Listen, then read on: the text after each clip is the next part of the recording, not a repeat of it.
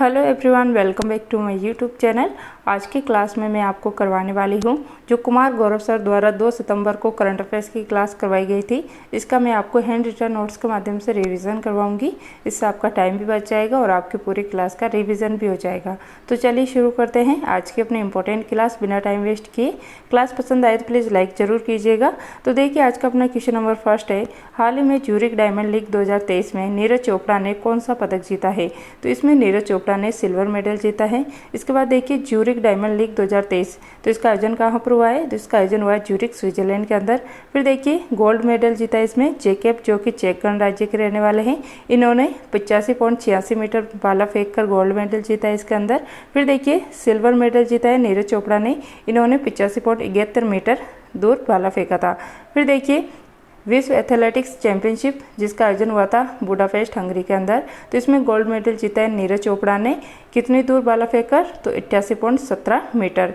और दोहा diamond league जिसका आयोजन हुआ था दोहा कतर के अंदर, तो इसमें भी नीरज चोपड़ा ने गोल्ड मेडल जीता था।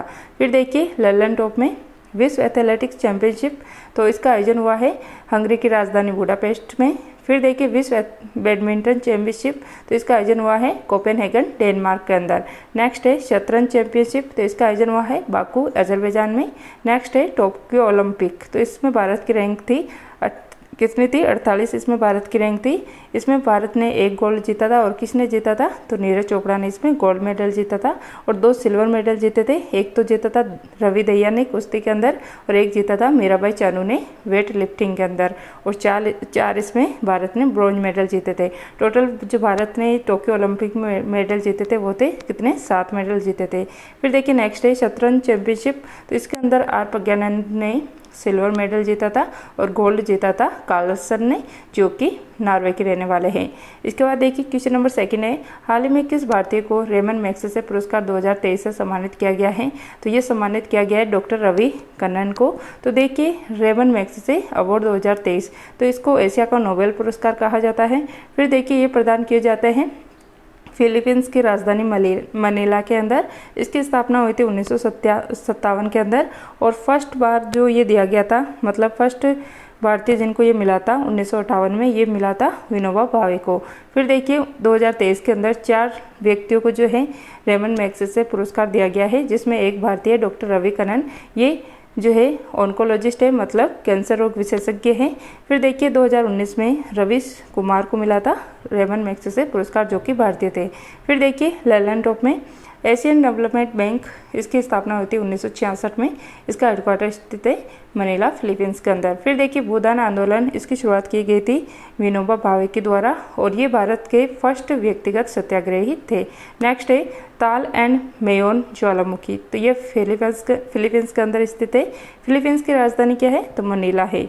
नेक्स्ट है क्वेश्चन नंबर 3, हाल ही में पहली बार किसने इस्लामिक बैंकिंग प्रारंभ की है। तो ये प्रारंभ की गई है रूस के द्वारा। तो इसकी शुरुआत की जा रही है 1 सितंबर 2023 को इस्लामिक बैंक की शुरुआत की गई है रूस के अंदर। तो इसमें क्या होगा, जो शरिया कानून है इस पर आधारित है ये इस्लामिक बैंक। और इसमें ब्याज वसूली पर प्रतिबंध लगने वाला है, मतलब इसमें ब्याज वसूली नहीं की जाएगी। और शराब, सट्टा, तंबाकू जैसी चीज़ों पर इसमें लोन पर प्रतिबंध लगाया गया है। और संपत्ति की अवधारणा पर ये आधारित है। ये सारी बातें आपको याद रखनी है। फिर देखिए ललन टॉप में लाख बख्श की उपाधि ये दी गई कुतुबुद्दीन ऐबक को। इन्होंने अजमेर के अंदर 2.5 दिन के झोपड़े का निर्माण करवाया था। फिर देखिए घोड़ा दागने की प्रथा और सैनिकों में हुलिया लिखने की प्रथा की शुरुआत ये अलाउद्दीन खिलजी के द्वारा की गई है। नेक्स्ट है बाजार नियंत्रण प्रणाली, तो इसकी शुरुआत भी अलाउद्दीन खिलजी के द्वारा ही की गई है। फिर देखिए रहला पुस्तक, तो इसके लेखक है इब्न बतूता, जो कि मोरक्को के रहने वाले हैं। इसके बाद देखिए इक्ता प्रणाली, तो ये शुरू की गई थी इल्तुतमिश के द्वारा और इनके द्वारा ही तुर्कानी चहलगामी की भी शुरुआत की गई थी। फिर देखिए किताब उल हिंद, इसके लेखक कौन है, तो अल बरूनी की पुस्तक है किताब उल हिंद। नेक्स्ट है क्वेश्चन नंबर 4, हाल ही में नाइजर के बाद किस अफ्रीकी देश में सेना ने तख्ता पलट किया है। तो ये किया गया है गैबोन के अंदर। तो देखिए यहाँ पर जो जुलाई 2023 में नाइजर के अंदर सेना ने तख्ता पलट किया था, वैसे ही गैबोन जो कि अफ्रीका महाद्वीप में स्थित है, यहाँ पर भी सैन्य विद्रोह हुआ जिससे तख्ता पलट कर दिया गया है। गैबोन की राजधानी है लिब्रविले। तो यहाँ पर देखिए जो राष्ट्रपति हैं इनका परिवार पिछले 56 वर्षों से सत्ता में बना हुआ था और इसको हाल ही में सैन्य विद्रोह के द्वारा हटा दिया गया है। इसके बाद देखिए नेक्स्ट है, तो देखिए जितने भी अफ्रीकी देश है उनकी राजधानी देख लेते हैं लैलन टॉप में। युगांडा राजधानी है इसकी कंपाला। नामीबिया की राजधानी है विंडहोक। यहाँ से जो है भारत को 8 चीते मिले थे, मतलब 8 चीते यहाँ से भारत में लेकर आए थे कोनो नेशनल पार्क में। फिर देखिए मोरक्को, यहाँ की राजधानी है रबात। नाइजीरिया की राजधानी अबूजा। सूडान की राजधानी खार्तूम और तंजानिया की राजधानी है दोदोमा। जिम्बाब्वे की राजधानी है हरारे और मिस्र की राजधानी काहिरा। इसके बाद देखिए इथोपिया, तो इथोपिया की राजधानी क्या है, अदिस अबाबा। केन्या की राजधानी है नैरोबी और दक्षिण सूडान की राजधानी है जुबा। तो ये कुछ इंपॉर्टेंट देश थे साउथ, जो मतलब दक्षिण अफ्रीका महाद्वीप है, यहाँ के कुछ देश थे जिनकी राजधानी हमने देखी है।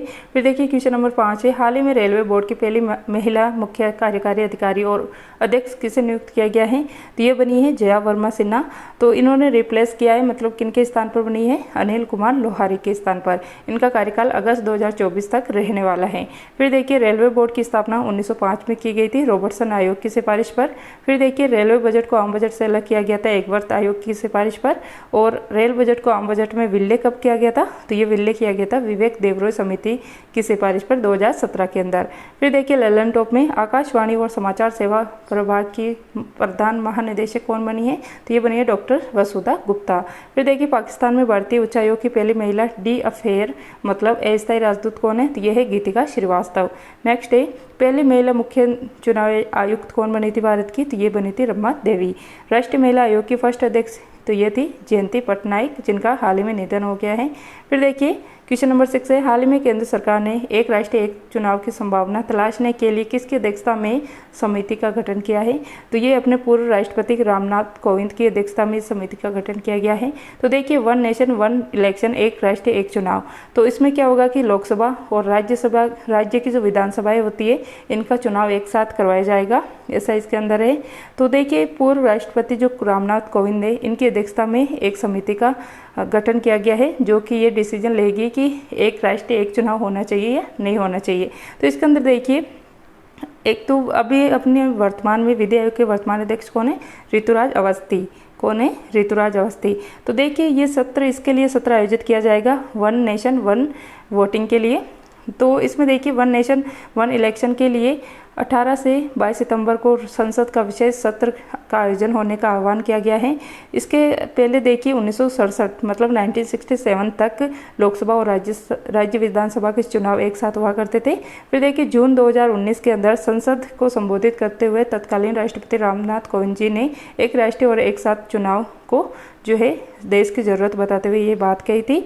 तो देखिए अगर इस बार 18 से 22 सितंबर को जो संसद का विशेष सत्र आयोजित होने वाला है, अगर इसमें ये बिल पारित होता है, जो भी ये घोषणा या कमेटी बनाई जा रही है, ये एक नेशन मतलब वन नेशन वन इलेक्शन को अगर लागू करती है, तो आर्टिकल 83, आर्टिकल 85, आर्टिकल 172, आर्टिकल 174 और आर्टिकल 356 ये सारे जो है इनमें संशोधन करना पड़ेगा। फिर देखिए लैलन टॉप में, इसके बाद देखिए लैलन टॉप के अलावा कुछ और इम्पोर्टेंट क्वेश्चन है। समान नागरिक संहिता, तो ये आर्टिकल 44 के अंदर है। लोकसभा एमपी और एमएलए इनके चुनाव भारतीय निर्वाचन आयोग के द्वारा किया जाता है। भारतीय निर्वाचन आयोग भाग 15 और आर्टिकल 324 से 329 के अंदर है। फिर देखिए भारतीय निर्वाचन आयोग की स्थापना हुई थी 25 जनवरी 1950 को और इसमें एक अध्यक्ष होता है और 2 अन्य सदस्य होते हैं। और अभी भारत के मुख्य चुनाव आयुक्त है राजीव कुमार। इसके बाद देखिए लैलन टॉप में चुनाव आयोग की स्थापना 25 जनवरी 1950 को हुई थी।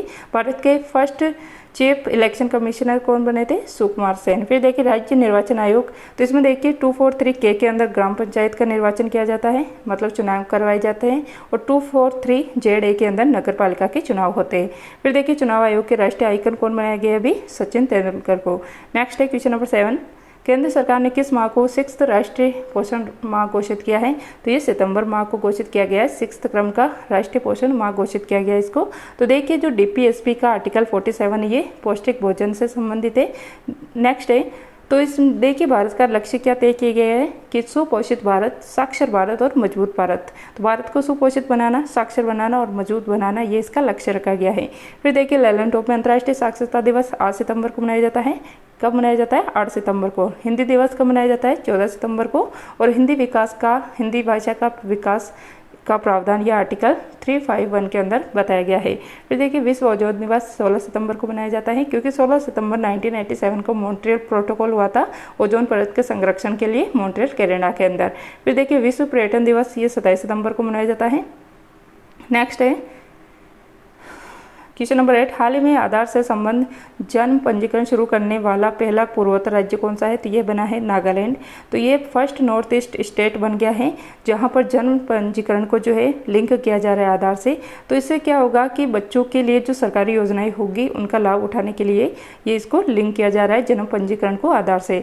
देखिए आधार तो इसकी शुरुआत की गई थी जो भारत का UIDAI, इसकी फुल फॉर्म होती है unique identification authority of India, जिसकी स्थापना 2016 के आधार एक्ट के द्वारा इसकी स्थापना हुई थी। तो देखिए आधार के अंदर जो डिजिट होते हैं उनकी संख्या होती है 12। नेक्स्ट है तो देखिए आधार संबंधी जो केस हुआ था पुट्टास्वामी केस, इसमें देखिए राइट टू प्राइवेसी को फंडामेंटल राइट मतलब मौलिक अधिकार बनाया गया है। आर्टिकल 21 के अंदर इसको जोड़ा गया है। ललन टॉप में देखिए राजस्थान राज्य मतलब नागालैंड राज्य कब बना था?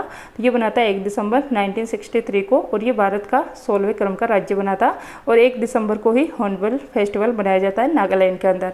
फिर देखिए मणिपुर, त्रिपुरा, मेघालय तो ये राज्य बने थे 1972 को।